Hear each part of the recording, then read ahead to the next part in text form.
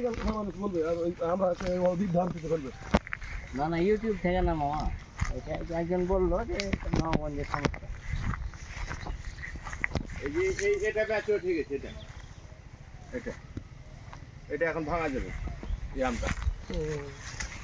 এটা একটু অগ্রিম ছিল না।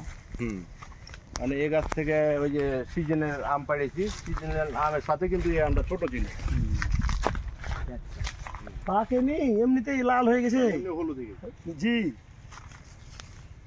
পাতা আর আমের পাতা আর আমের ভিতরে কোনো প্রকারের কোনো পার্থক্য নেই, একই রকম। সব চাইতে ওইটা ভালো লাগছে দেখে, ওই গাছটা দেখে।